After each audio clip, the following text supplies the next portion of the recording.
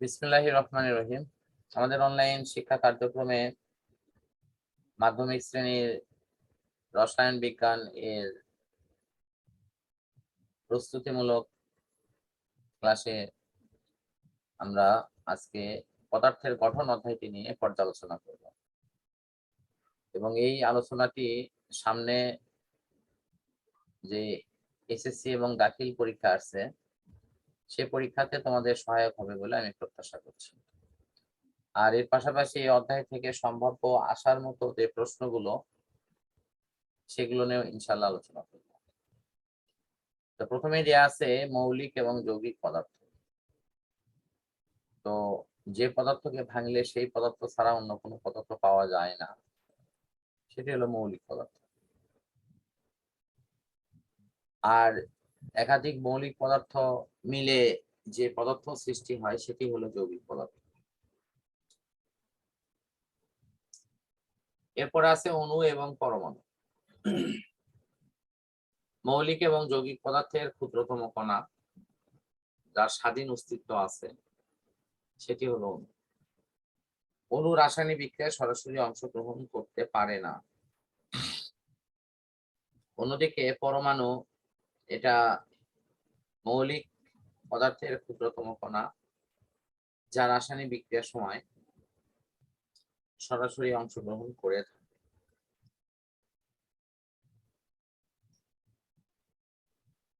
তো আমরা এই অণু পরমাণুর জগৎ থেকে এখন একটু কিছু বেসিক অংশ একটু দেখবো, সেটা মৌলের প্রতীক। 118টি মৌলের প্রতীক লেখার ক্ষেত্রে ইংরেজি নামের প্রথম অক্ষরকে প্রতীক হিসেবে ব্যবহার করা হয়, কিন্তু প্রশ্নটা হলো যে 26টি ইংরেজি অক্ষর দ্বারা কখনোই 118টি মৌলকে প্রকাশ করা সম্ভব না। সেই কারণে মৌলগুলোর ইংরেজিতে নাম এবং ল্যাটিন নাম এগুলো লেখার কিছু সুনির্দিষ্ট রুলস আছে, যেগুলোর আলোকে এই মৌলগুলো আমরা লিখে থাকি। ফার্স্ট রুলসটা কি, যে ইংরেজিতে নাম আছে সেই নামের প্রথম অক্ষর, যেমন হাইড্রোজেন, অক্সিজেন, নাইট্রোজেন এগুলো ইংরেজি নাম এবং এদের হাইড্রোজেন থেকে এইচ, অক্সিজেন থেকে ও, এভাবে নামগুলো কিন্তু সিরিয়ালি সাজানো আছে এবং সেটাই এখানে দেওয়া আছে। এরপরে আছে হলো তোমার কিছু মৌল আছে যাদের নাম ল্যাটিন বা গ্রিক ভাষা থেকে নেওয়া হয়েছে।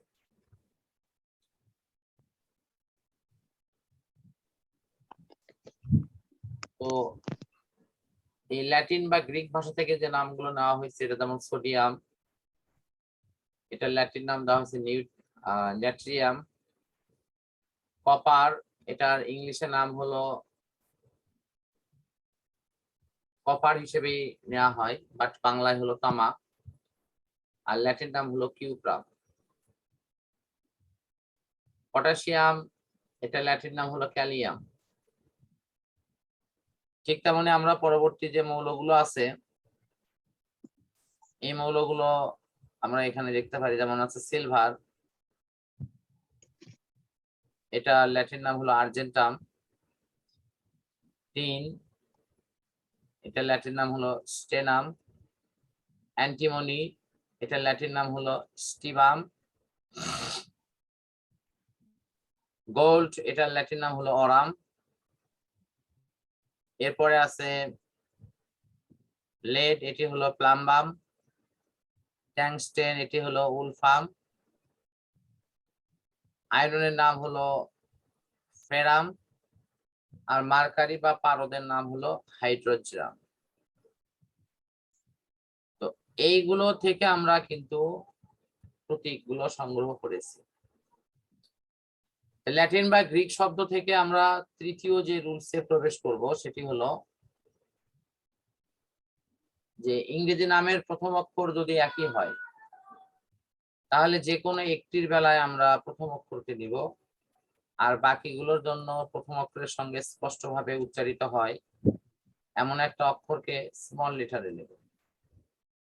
এখানে যেমন সিতে আছে, সিতে কার্বন, সিতে ক্লোরিন, সিতে ক্যালসিয়াম, সিতে কোবাল্ট, সিতে ক্যাডমিয়াম। আমরা সবগুলো সিতে না লিখে কার্বনের ক্ষেত্রে সি লিখছি, আর বাকিগুলোর জন্য সি এর সাথে স্পষ্টভাবে উচ্চারিত হয় এমন একটা অক্ষরকে স্মল লেটারে লিখছি। যেমন ক্লোরিন, ক্লো, এখানে সির সাথে এল এর উচ্চারণটা জোরদার হচ্ছে। ক্যালসিয়াম, সি এ কে, এটা এখানে আসছে। কোবাল্ট, সিও ও, এই সিওটা চলে আসছে। ক্যাডমিয়াম, সিডি, এই সিটা এখানে চলে আসছে। ঠিক সেম ওয়েতে এভাবেই পুরো সিস্টেমের নামকরণ ইনশাল্লাহ করা হয়েছে। তো খালিদ, তুমি তো পরে যুক্ত, খুব বেশি দেরি অবশ্য মনে হয়নি। তারপরে তুমি কেমন আছো? আলহামদুলিল্লাহ স্যার। আমি মেসেজ দিছিলাম, মেসেজ পেয়েছো তো নাকি? হ্যাঁ। আচ্ছা ঠিক আছে। আমরা পড়ার ফার্স্ট সেশনে আছি, সমস্যা নাই। তাহলে আমার এ পর্যন্ত আলোচনায় আসলো অনুপরমাণু, এ পর্যন্ত আলোচনায় আসছে মৌলিক যৌগিক পদার্থ, আর এরপরে হলো মৌলের নামের যে সংক্ষিপ্ত রূপ প্রতীক সেটা লেখার 3টি রুলস এবং প্রয়োজনীয় উদাহরণ। এখানে আসলে এই স্থানে আরেকটি পড়াও আছে যেটি নিয়ে এখানে বিস্তারিত আলোচনা দেয়া নেই, এটাকে আবার পঞ্চম অধ্যায়ে কিছু অংশ টেনে নিয়ে যাওয়া হয়েছে। আমার মনে হয় এটা এখানেই করা উচিত, যে যেহেতু সংকেত পর্যন্ত এখানে আছে, তাহলে এই সংকেতের পুরো ডিটেলসটা এখানে থাকা উচিত। এর একটা অংশ নিয়ে যাওয়া হয়েছে পঞ্চম অধ্যায়ে। তা আমি সেখানে যাওয়ার পক্ষপাতী না, আসলে সংকেত নিয়ে তো ডিটেলস পড়ানোর এখানে সুযোগও ওইভাবে নেই। শুধু আমার এইটুকু বলা যে ধাতু অধাতুর যে চার্ট, এটি আয়ত্ত সাপেক্ষে আমরা যৌগমূলকের চার্টটিও কন্ট্রোলে নিব, এবং যৌগমূলকের ক্ষেত্রে তোমাদের বিশেষ রুলসে তো মনে হয় যোজনী মনে রাখার কৌশলটাও বলে দিয়েছিলাম, এটা কি মনে আছে? ওই যে নামের শেষে এট, আইট। জি স্যার। আচ্ছা ফাইন। খালি তোমার কি মনে আছে নামের শেষে এট অথবা আইট করে যে যোজনী বের করার সিস্টেম গুলো? আচ্ছা, যদি মনে কিছু কম থেকে থাকে তাহলে এটি যখন অফলাইনে সরাসরি পড়া দেখাবো সেক্ষেত্রে আবার একটু বলো, প্রয়োজনে মনে করে দেবো। আর এখানে আমি মৌলিক যে বিষয়টি বলছি সেটি হলো যে বিক্রিয়াতে যখন অংশগ্রহণ করে তখন ধাতব মৌলগুলো সাধারণত ইলেকট্রন ত্যাগ করে ধনাত্মক আয়নে পরিণত হয়। আমি কথাটা আবার রিপিট বলছি, বিক্রিয়াতে যখন অংশগ্রহণ করে তখন ধাতব মৌলগুলো বিক্রিয়াতে অংশগ্রহণের সময় তারা ইলেকট্রন ত্যাগ করে ধনাত্মক আয়নে পরিণত হয়। আমরা অনেক সময় একটা রং কনসেপশন গ্রো করি যে ধাতু মানেই ধনাত্মক, কথাটি সত্য না। ধাতু হোক আর অধাতু হোক, এগুলো হলো পরমাণুগুলো তড়িৎ নিরপেক্ষ, এটা না প্লাস না মাইনাস। আসলে প্লাসটা হয় তখনই যখন তারা ইলেকট্রন ত্যাগ করে, যেমন সোডিয়াম, এটা প্লাসও না মাইনাসও না, এটা একটা নিরপেক্ষ পরমাণু। বাট এটা যদি ইলেকট্রন গ্রহণ করে তাহলে সেটি মাইনাস হবে, আবার ইলেকট্রন যদি সে ত্যাগ করে তাহলে কি হবে? প্লাস হবে। তাহলে আমার কথা হলো ধাতু ইলেকট্রন ত্যাগ করে ধনাত্মক আয়ন হয়, অধাতু ইলেকট্রন গ্রহণ করে ঋণাত্মক আয়ন হয়। আমরা এই লাইনটা মনে রাখবো, এবং এই ইলেকট্রন ত্যাগ এবং গ্রহণ এটি তার যোজনীর সাথে সম্পর্কিত। যেমন সোডিয়ামের যোজনী 1, সে একটি ইলেকট্রন ত্যাগ করে। ক্যালসিয়ামের যোজনী 2, এজন্য সে 2টি ইলেকট্রন ত্যাগ করে। বাট অ্যালুমিনিয়াম এর যোজনী হলো 3, সে কিন্তু 3টা ইলেকট্রন ত্যাগ করবে। আমরা একটু দেখাতে পারি এটা, যদি নরমালি ক্যালসিয়ামকে এখানে দেখাই, ক্যালসিয়াম সে 2টি ইলেকট্রন ত্যাগ করে কারণ তার যোজনী 2, এবং সে এরকম প্লাস হয়ে যায়, এরকম প্লাস। অ্যালুমিনিয়াম তার যোজনী হলো 3, তাহলে এটা বিক্রিয়াতে কি করবে? 3টা ইলেকট্রন ত্যাগ করবে। ত্যাগ করলে কি হবে? অ্যালুমিনিয়ামের ইলেকট্রন সংখ্যা ছিল 13, এখন তাহলে কমে কত হবে? 10।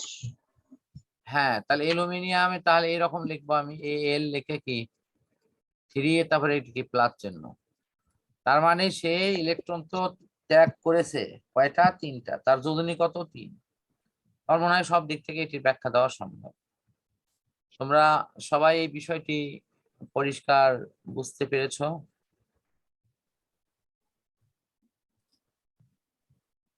হ্যালো, তাহলে কি আমি ঢালাও ভাবে বলতে পারবো যে ধাতু মানেই ধনাত্মক?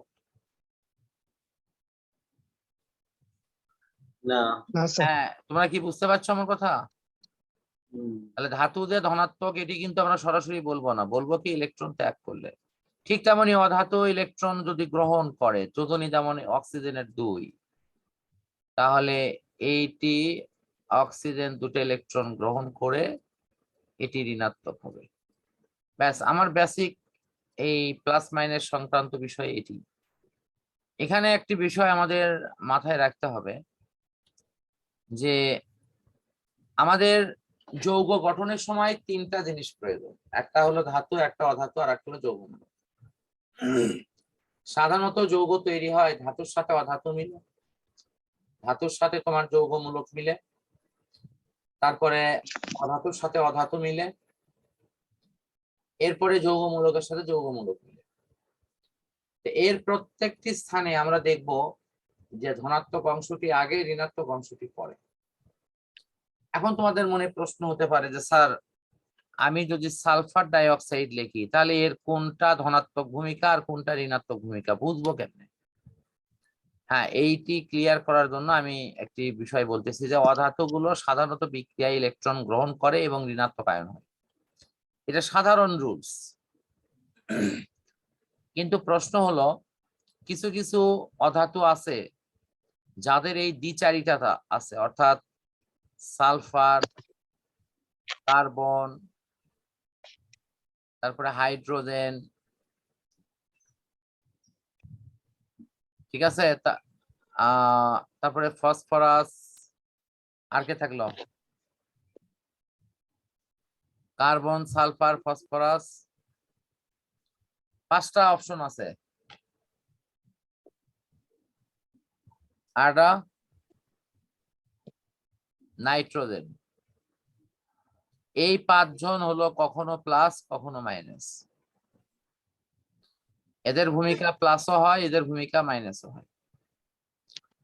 আমি উদাহরণটি মনে হয় মেবি তোমাদের আগেও দিয়েছি, তারপরও আজকেও দিচ্ছি। যেমন ধরুন সালফার ডাইঅক্সাইড, এখানে সালফারের ভূমিকা প্লাস, এর ভূমিকা মাইনাস।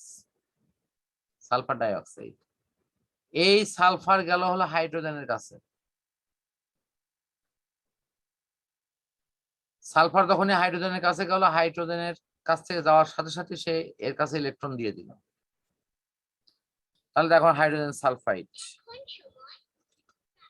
আবার এই হাইড্রোজেন চলে গেল সোডিয়ামের কাছে।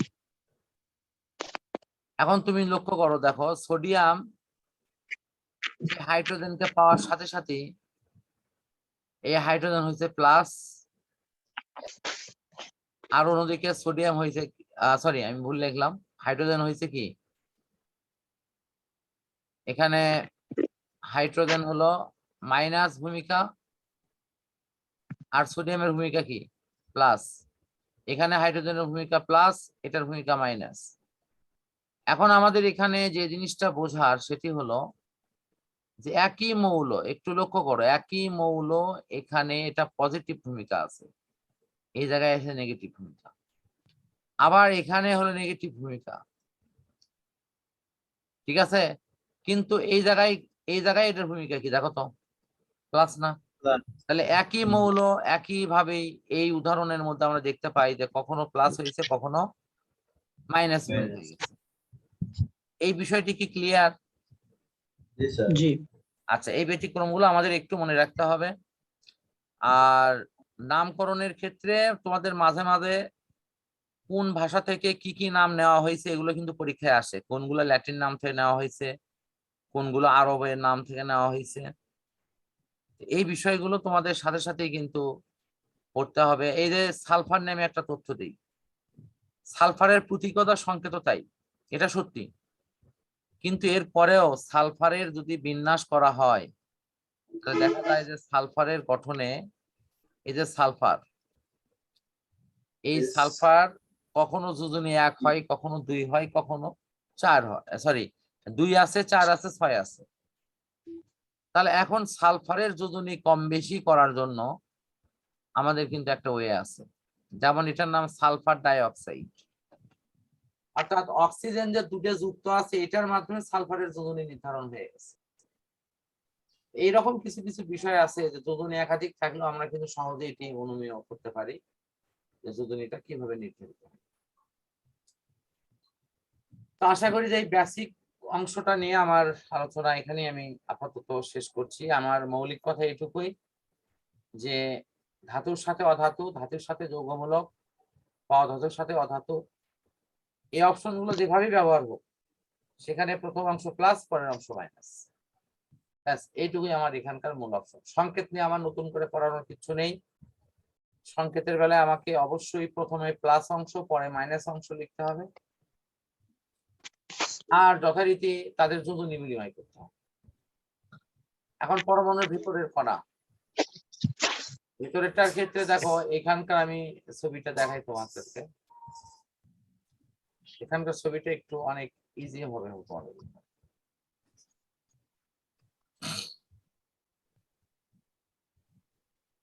আমরা পরমাণুর যদি ভিতরের অপশনটা নিয়ে পড়ি, যে পরমাণুর গঠন এবং তার ভিতরের ছবি, তাহলে এটি কিন্তু মোটামুটি রাদারফোর্ড পরমাণু মডেলের সাথেই সামঞ্জস্য। রাদারফোর্ড পরমাণু মডেলে পরমাণুর বাহিরের কক্ষপথের কল্পনা করা হয়েছে আর ভিতরে একটা নিউক্লিয়াস আছে। আমরা এই বিবরণ দেওয়ার সময় কি বলি, নিউক্লিয়াসে ধনাত্মক চার্জযুক্ত প্রোটন, চার্জহীন কণা নিউট্রন এবং ঋণাত্মক আধানযুক্ত ইলেকট্রন গুলো কিভাবে কোথায় কোন কক্ষপথে অবস্থান করে, এগুলোর একটা সার্বিক আলোচনা আছে।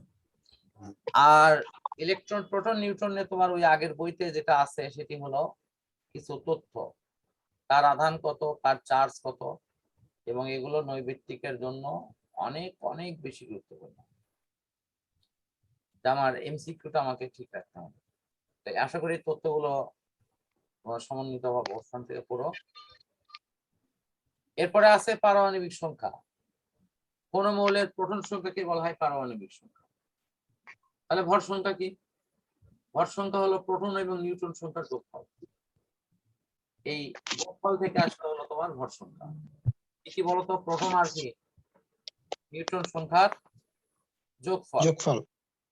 এখানে কিন্তু কিছু উদাহরণ দেয়া আছে, বাট আমার মনে হয় যে একটু কঠিন অপশন গুলো প্র্যাকটিস করতে ভালো। এখানকার গুলো তোমাদের জানা উচিত যে কোনটা, এই যে উপরে যেটা থাকে, এই যে উপরে দেখো 23, এটি হলো ভর সংখ্যা, এই যে 22, এটি হলো পারমাণবিক সংখ্যা। আর যদি এই জায়গায় কিছু দেয়া থাকতো,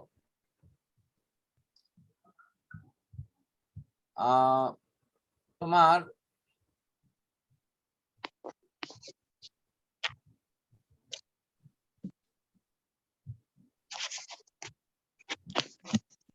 এখানে আছে, তারপরে এখানে আছে, কিন্তু এখানে কিছু নাই, তাহলে এই জায়গায় যদি থাকতো, এই যে এখানে ডাবল টান দিয়ে দিলাম, তাহলে কিন্তু সেটি এই নিয়মেই পরিবর্তিত হয়ে যাবে। দেখতে হবে ইলেকট্রন ত্যাগ করলে হবে প্লাস, আর ইলেকট্রন গ্রহণ করলে হবে মাইনাস। আমার মনে হয় যে নিচে কিছু উদাহরণ দেয়া আছে, আমাদের এই উদাহরণগুলো ভালোভাবে প্র্যাকটিস করা এবং বোঝার সমস্যার কথা না। দেখো তো, এই যে সংক্ষিপ্ত যে টেবিলের মডেলটা দেওয়া আছে, এটা কি সবাই বুঝতে পারছো? হ্যাঁ। এই যে কার প্রোটন সংখ্যা কত, কার নিউট্রন সংখ্যা কত, বিয়োগ করলে কি থাকবে, বাকি অপশন সেগুলো নিয়ে এখানকার পড়া। আচ্ছা, আমার মনে হয় যে এটা আমরা ইনশাআল্লাহ শেষ করলাম। আমরা এই পড়ার প্রথম প্রাথমিক টপিকসটি এখান থেকে শেষ করছি। আমরা দ্বিতীয় টপিকস নিয়ে ইনশাআল্লাহ পরবর্তীতে কথা বলবো।